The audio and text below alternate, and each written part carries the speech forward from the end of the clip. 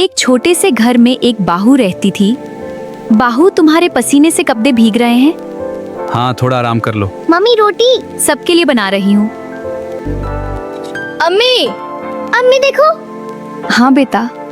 जो सुबह से शाम तक सबके लिए काम करती रहती थी।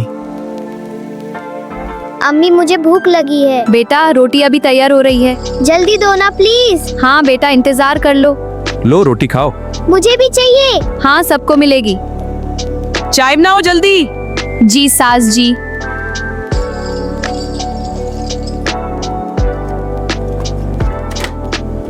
मेरा नाश्ता लाओ।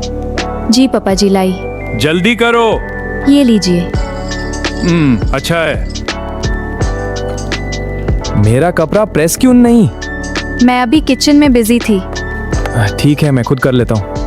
अभी जा रहे हो? हाँ, देर हो रही है। खाना तैयार है। बहुत अच्छा। मैं सबको सर्व करती हूँ। शुक्रिया। हाँ, मुझे भी। लो, सबको दे दिया। वो सबका ख्याल रखती मगर खुद को भूल जाती। थकन के बावजूद वो कभी शिकायत न करती। बस थोड़ी सी देर बैठ जाऊं, फिर काम कर लूंगी। सबके काम भी तो जरूरी हैं।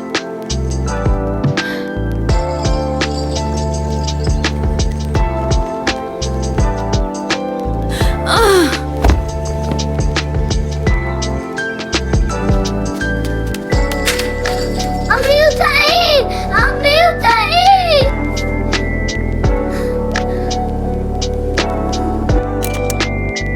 ये बहुत ज्यादा थक गई है। इन्हें सख्त आराम की जरूरत है।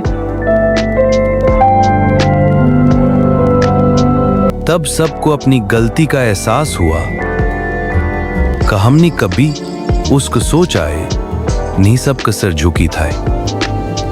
बेटा, हमें माफ कर दो।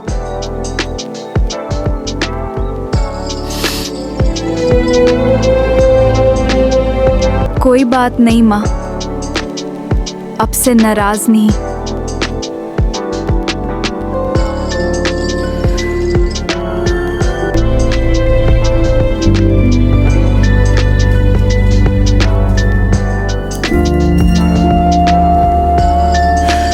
अब नारी थी और बहू की मेहनत बेरी सोच रही थी।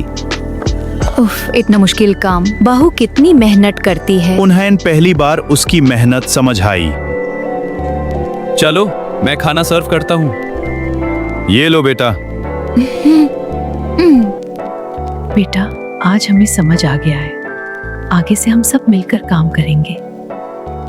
जब रिश्ते समझ आते हैं तो घर जन्नत बन जाता है। जो लोग चुप रहकर सबके लिए जीते हैं उनकी कदर जरूर करनी चाहिए।